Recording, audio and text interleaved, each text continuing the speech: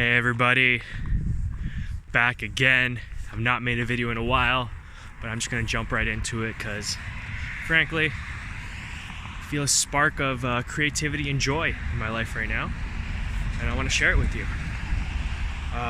It's not hard to notice that, well, just some backstory. I'm filming this in Ontario. If you haven't realized, Ontario is still in lockdowns, like hard lockdowns, that they're going even harder and harder into lockdowns.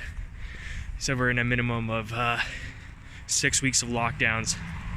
So with that in mind, with this whole context, I know there's people in the States and around the world, they're getting out of lockdown. We're still in it. Beyond the COVID pandemic, there's also something else. It's a mental health pandemic. And I've been talking to people. I personally know people that have lost their lives in this mental health pandemic that we're in right now. I know people right now that are suffering from it.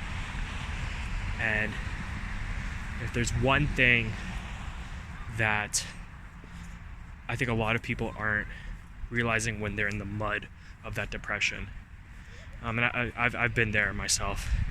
Not clinical depression, but in moments of depression. And one thing that they're not realizing is that when you're in that mode of depression, you can do something. You have that ability to do something. And I don't mean do something about your depression. I mean do something with your life. Grow in your life. Grow and achieve those goals. I've spoken to people, and one thing is with depression is it's hard to get out of bed. And it is. It always is. Or not always, but it is hard to get out of that bed or get going with your life.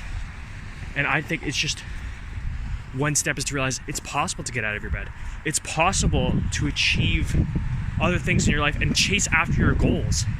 And in itself, by chasing after your goals, you'll realize that you'll slip out of that depression. And then from that, then you could start building and reinforcing an environment that makes you happy. I think a lot of people, they take the opposite approach. And even mental health professionals, they take the opposite approach of building an environment where you can be happy and build that happiness. But what you should be doing before even building that happiness and building that environment is going after and achieving goals, going after your purpose in life. Whether you might not know what your purpose is, and I'm sure there's no singular purpose that you're born with, obviously, but going after your goals, go for a run, work out, lift weights, whatever you like doing. Make a list of things and just do a few things on there. Build that momentum, because when you build that momentum, now you build that confidence to the point where when you build that environment of happiness, to the point where you're meditating and you're saying, you know what, I'm on a beautiful walk. And nothing's perfect, but you know what, I'm blessed to have the life that I live.